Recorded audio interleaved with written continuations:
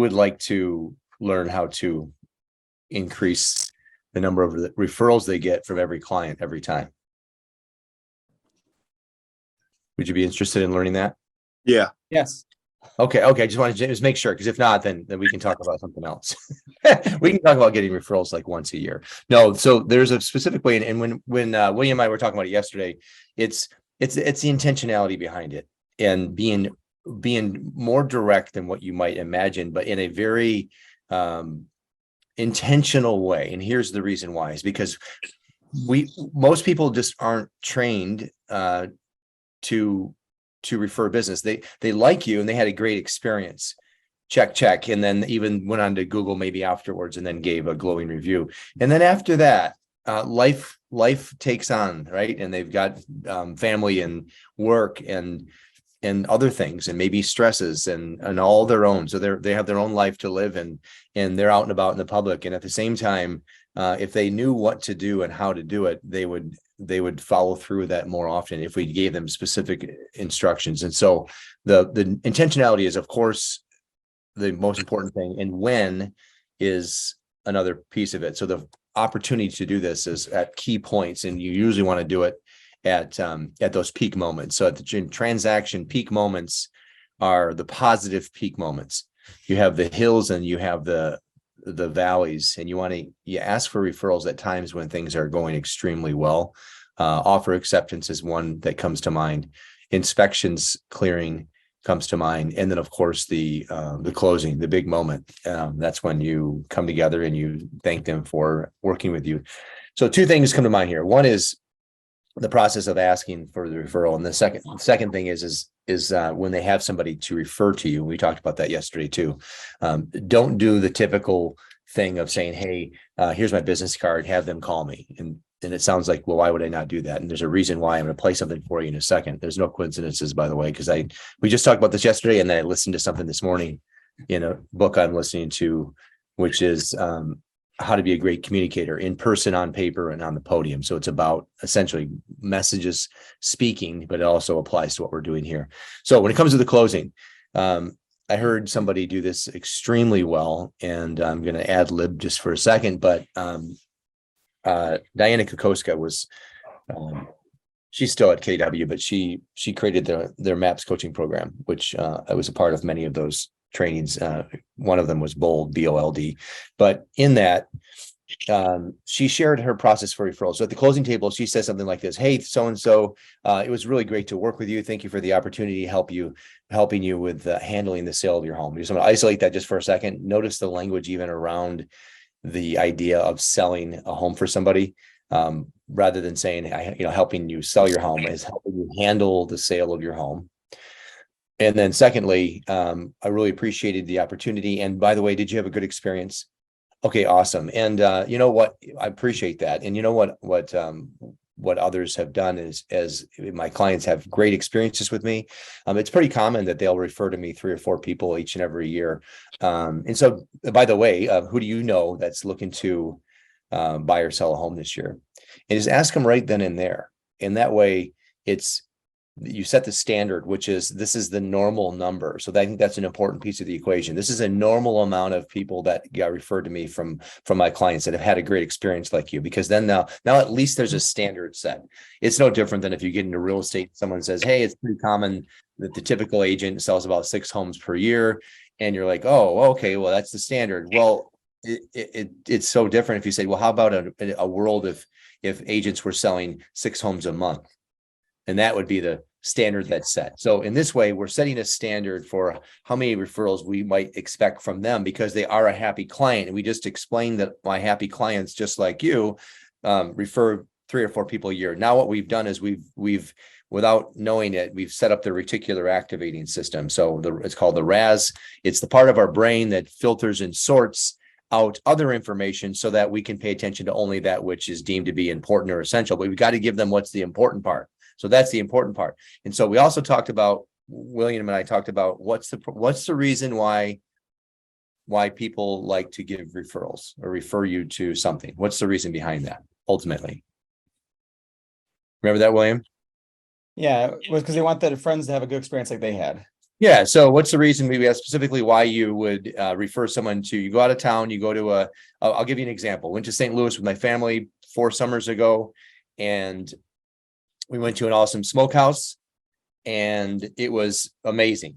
Everything we touched was fantastic. The kids loved it, which is rare, and no complaints there. And we were just raving about it, like alligator hash. There's all these cool things from St. Louis that were infused in the food, and we loved it. And so I came back and I shared it with everybody I knew.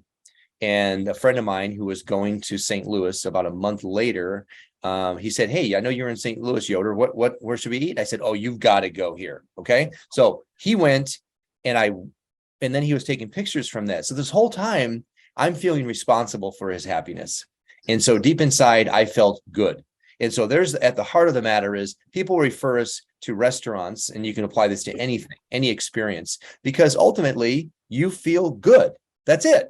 What else? That's it. You feel good because you know that you are a cause to the effect of their great experience.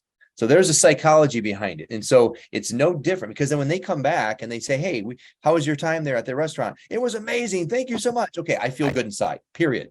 So that's the reason why we do that. So it's no different. And you can use that analogy with your clients. And this is what William and I talked about yesterday. So Mr. and Mrs.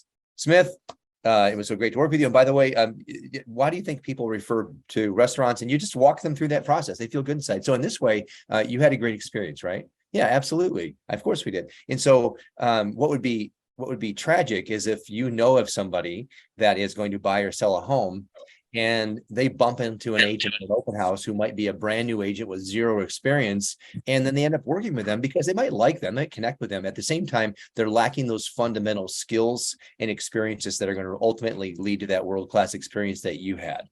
And you do want your friends and family to have a world-class experience, don't you? Of course we do. Okay, great. Let's do the right thing. I'm going to connect with you in about a week. Okay. And then in such time, just start to think about the people that you know in your world, in church, at work, maybe any organizations you belong to. I know you belong to insert the organization that you know they belong to. And then when I kick in you the week, just share with me anybody that you come across that is going to be buying or selling a home in the next 6 months or so. Sound good? Or fair enough? There's a tie down there, right?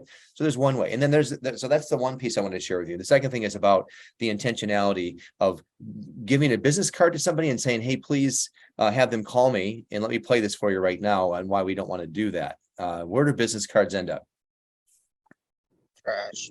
So don't put a huge emphasis on the business card. I know new agents get in there, "I need my business cards." Well, look, they're going to end up in the trash can. There's such more effective ways to have people take action in the direction of their best interests, and it's not through the conveyance of a business card. So I want to make sure you can hear my phone before I play it, because there's been times when I played audio, and for some reason through Zoom, you guys aren't able to hear it. I don't understand that. That's above my pay grade. But let me just play something here real quick to make sure you can hear it.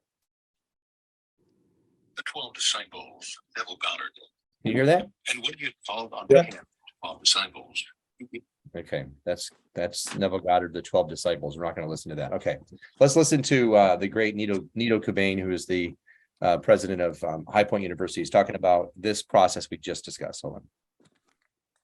To simply be good at what you do, but to be superb at it. The fifth approach for follow-up is to keep control of the follow-up initiative. It's usually better to say, "I'll call you next week to discuss it further," than to tell someone, "Give me a call sometime and we'll talk about it." The reason? Well, you see, people get busy with other priorities and they forget about following up with you. When people ask me for my business card after a speech, I usually don't give it to them. Sounds crazy, I know. You see, I prefer to ask something like, "Was there something in particular that interested you?" I start the dialogue. If they say yes and tell me what it is, I will then say, "I'm often hard to reach by telephone. Give me your business card and I'll see that you get the information you want." When I have obtained that person's card, I'll write on the back of it their specific request and make sure that they get what they asked for. Then I'll call the individual and see if they're satisfied. This personal attention often opens doors for future opportunities. I take control and I make sure I can communicate effectively. It's always easier to get through to busy people when you're giving them information they've requested than it is to reopen a door they've already closed. Okay, I'm going to just stop it there. So is this making sense to you guys? Yeah. Yeah. So when it comes to the idea of handing the business card, instead of doing, and you can still do that, by the way, but just say, and if they say, hey, I ran into so-and-so and I think they're going to be selling their house. Great. Here's my card. Have them call me. That's one way that might get about a 20% response rate. But rather, hey, tell you what, then you go walk right into the restaurant referral conversation. Use that analogy. And I know that we've used a couple analogies recently that worked pretty well. And William told me about one yesterday. So use that analogy so they can connect the dots between these are pretty much the same thing here is like, hey, go ahead and what's his number? If you don't mind, with your permission, I'll give him a call just to make sure that I'm able to help them in the same way I helped you. Does that sound good? And then just get over any preconceived ideas you have about being that forthright, because I promise you it's a paradigm, which means it's the philosophy, the way that you're viewing it. If someone else is doing it effectively and they're getting 10 to 20 to 30 referrals a year by virtue of doing this, that is proof positive that it works. And it's just the individual's viewpoint that is skewing the ability to do that. Does that make sense? Yeah. Yeah. Hey, Kevin, can I ask a clarifying question? Just so I make sure I'm Absolutely. understanding. Yeah. Okay, because I'm going to run into this one a lot, I think. So I want to make sure I got this right. Yeah. So Good. it's so at a high point, you're essentially saying there's like steps. So helping, thanks for letting me helping you handle the sale of your home or purchase of your home or whatever the case may be. Did you have a good experience? And I'm assuming you're picking high points. They're going to say yes, right? Yeah, and then right. you're going to walk them through. You're going to say, well, my clients that had a good experience similar to what you just experienced, usually refer 2 or 3 or whatever number, of their friends, family, church, whatever, to me a year. Yeah, make sure that they have the kind of just go 3 or 4, because that way you're just setting a standard. I mean, if you're going to set a standard, just set a higher standard. Don't go like 20 or 30 to overwhelm them. But you know what I mean? Yeah. Usually for 3 or 4 of their friends to make sure that they have the same kind of experience that you had. Right. And then after that you would say essentially, do you know anybody that does anybody come to mind that that might be in the market to buy or sell in the next 6 months or so? Is that the next step? Yeah, and just make sure that, and just do it very nonchalantly, very much matter of fact, and our words are important. And I think you said, do you know anybody? Now that's one way of asking it, but rather you're it's like a yes or no, right? And so, but then the other way of asking that question, which is more effective, is who do you know? Who do you know? Rather than do you know anybody? You see the difference? One prompts a yes no response, the other one prompts an answer of a name. Love it. And opens in the hunt for that. So I think one of the things that is a problem for agents with asking for referrals is they do this in everything that they do. They just don't want to ask for something.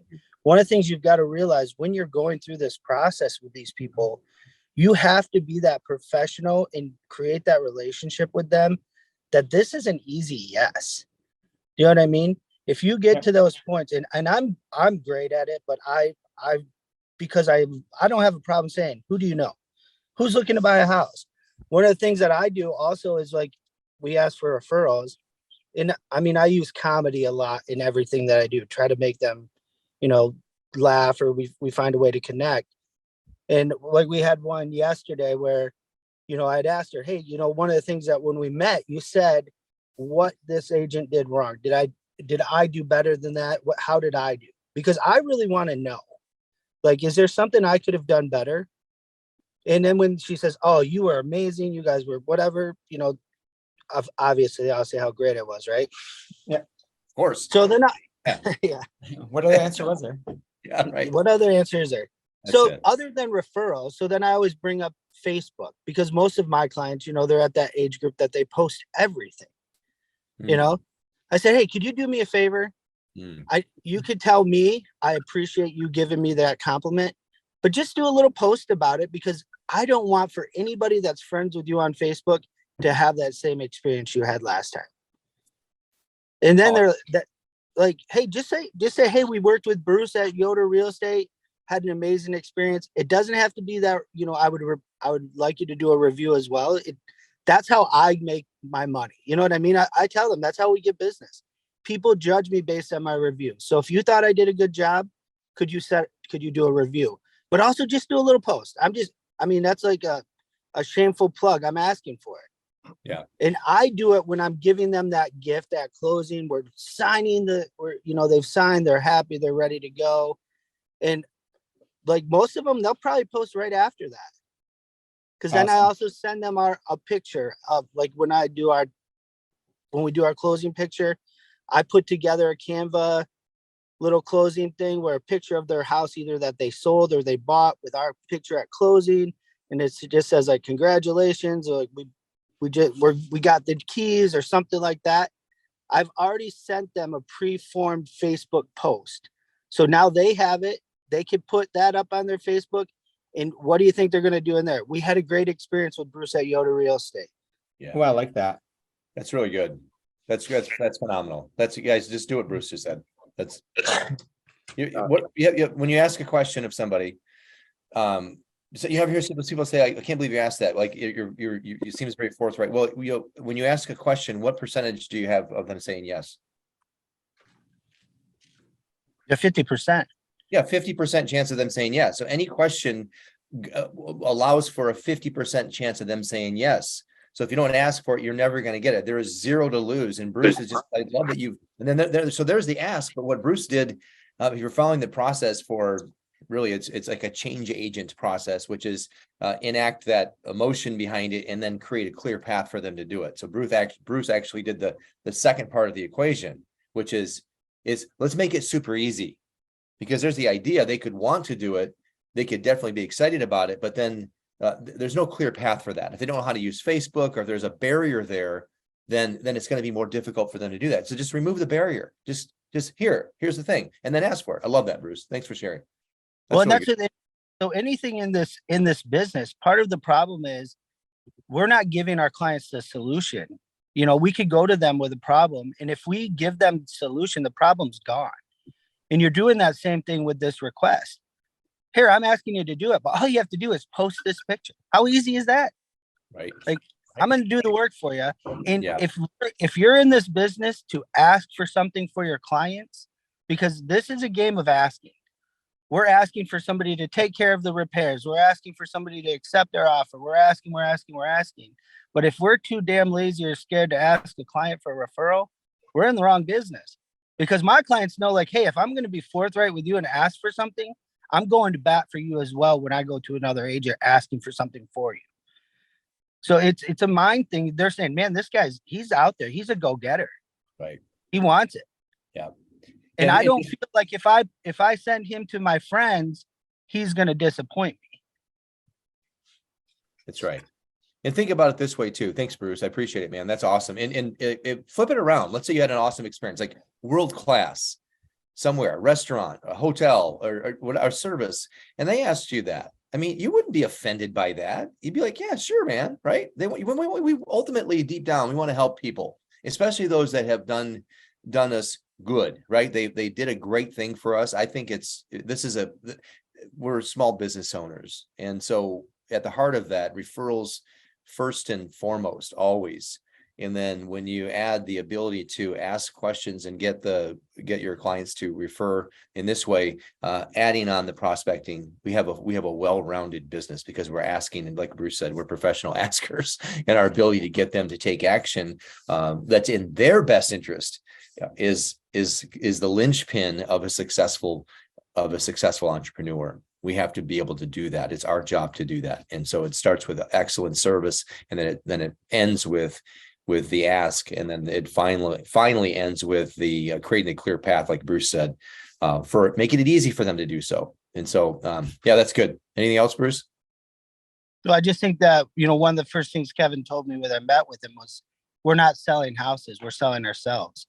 So that's a big part of this. And if you set the standard for yourself of how you're going to do in this transaction, when you have that conversation at the closing table, or once an offer is accepted, like we had that yesterday where that girl who we just closed, she's getting possession like right now, and she said, "Hey, I have every intention of putting a great review up for you."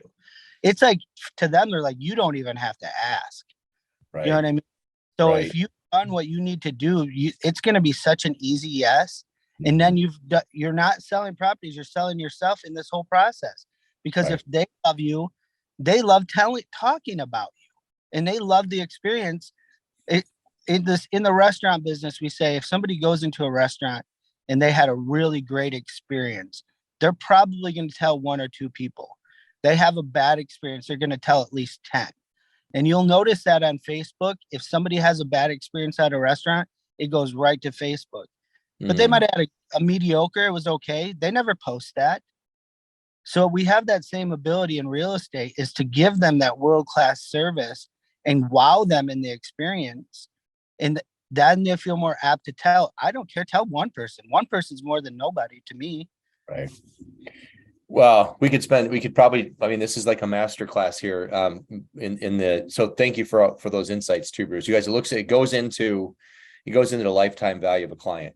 And so if you want to take the single approach and say, hey, I'm going to work with Bob Jones and his family, and that's the only sale or transaction you get, you're really not thinking about this thing in its best way, which is, it's not about selling Bob Jones's house, Bob and Sally Jones. It's about giving them a world-class experience, but also helping everybody that is in their world experience the same thing. So get to the place where you truly believe in yourself enough that you are providing the value, and then expand it. Who do you know? So it's not just one person, because there's a lifetime value of a client. They're going to repeat business with you, but they're also going to refer to you. Otherwise, if you think about it, real estate is just a hamster wheel business. Then you're constantly having to drive the hamster wheel forward because you're never getting referrals. And it's a daily grind for the rest of your life until you're 80 years old. And then you end up on one of those emails that comes out from the board of realtors that you've died, you had a lockbox in your right hand.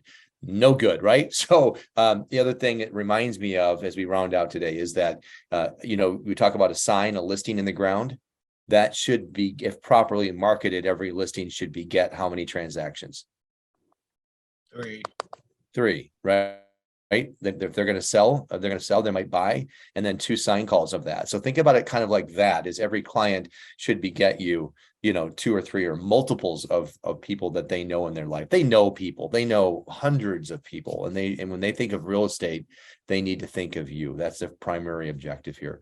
Thanks for your input, Bruce. Great questions, guys. All right. Hopefully this is helpful for you. I wanted to change the tone up today as we head into Thanksgiving, so we can be grateful. Kevin, can I ask one question before we get off? Yeah. Oh, Kevin and Bruce, thank you. This is exactly what I needed. You're welcome. Right now. Thank you. Thanks, guys. That appointment that I told you about, that you brought up earlier, that started this conversation. They're the ones I brought the extra pie home for last night. I was gonna go drop it off this morning. I think I have another shot at fixing it based on what we just talked about. And I could just say, hey, we talked the other day, I want to drop this off, happy Thanksgiving. You mentioned, 3 people that are looking for houses. Would you mind putting me in contact with them so they have a good, you know what I mean? Would that, do you think that would be okay? Yeah, there's nothing wrong with it. Again, it's the question. There's nothing wrong with the question, because ultimately it's just a question. It's just a question. Say no. Their response is their problem. And I hope you understand what I'm saying. Like, it's not. Yeah. And of course there are better ways that we can ask the question. And I think that if you just pay attention to the tools that we gave you today, I love the analogy of the restaurant roof, because everyone can associate with that. Mm-hmm. Everyone's done it. Everyone has done it. Whether it's fine dining, medium dining, fast food, you've got to go here and just take that analogy. But I also like to spoon feed that to the client, because then just explain to them that, so then they can connect the dots. So you can even use that as an example, William. Yeah. Awesome. Yeah. Always ask, because by the way, it's a habit. It's a habit. So you start asking. It doesn't matter if it comes out awkwardly in the beginning, but keep going, because what's going to happen then is you're going to build a habit of asking at every turn. And the best agents in the world are always doing that, because they believe in themselves enough. They know they bring value. And so if they know you bring value, and that we're it's a duty, responsibility, and an obligation to expand the level of service you bring to the world, then working with just the one client is not doing that. You've left your gift locked up. You need to express that with more people. Don't get me into philosophical side of this. Well, it all comes back to it all comes back to that self-confidence too. Like asking that question. If you ask it in a way that you're like timid and like, do you know, they can sense that. Like you go in there confident, like, hey, I know I'm the shit, man. Do you know anybody that needs my help? Like, I mean, Yeah. that's how I would say it, just because I'm that type of person. But Yeah, we've heard you say it. I mean, yeah, I have right. We that, got you, yeah. Bruce. And I will also bring up sometimes, like, and it depends on the client, and it always goes back to that recognizing their disc profile or how they react to stuff. But, you know, I will jokingly say, you know, it's so funny to me that if my friend was looking to get married and use a caterer, they would have so many people say, you've got to use these people because they did an amazing job. But we don't often get that in real estate. And it's like the most expensive thing people buy. So we want, you know, I would like for you to have that. I tell people all the time, when we get done with this transaction, you're going to say to people, I have a real estate agent. Because I want you to feel like you are going to help somebody out by giving my name to them. And we had that client. What was her name, Kevin? Shoot. They sold him by Christy. Yeah.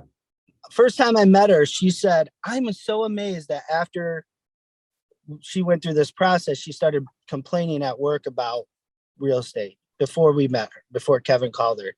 And she's like, I was bombarded with people that said, oh, I have a real estate agent. They did amazing, blah, blah, blah. She goes, people do that. They have agents that they keep in contact with. And I looked at her, I said, when we get done with this transaction, you're going to be one of those people. And when we closed on that house and she hugged both of us, like she was one of those people. That's right. Like that's what you need to get to. I have an agent, right? Yeah, I have an agent. That's why you want to be the one when you call them and there's an expired listing and you walk through the script and you walk them down the line and you say, would you be open-minded to? And they go, nope, I wouldn't be open-minded. I had that yesterday. Why not? Because I have an agent. Right. But what do you mean? What if the money was there? It doesn't matter. I have an agent. That's you want to be that agent, by the way, the one that they are steadfast and stoic and not going to move. They're immovable because they are Loctite. I have an agent is an identity statement, right? I have an agent. It's like I have a wife. I have an agent. So that's great. Good example. Great example, actually. Thanks, guys. All right, y'all. Hey, Al. Hey, take this now that you understand and you learned. Take it and put it into action because that's the only way that's actually going to make change. So I know you are going to do that. So have an awesome day, everybody.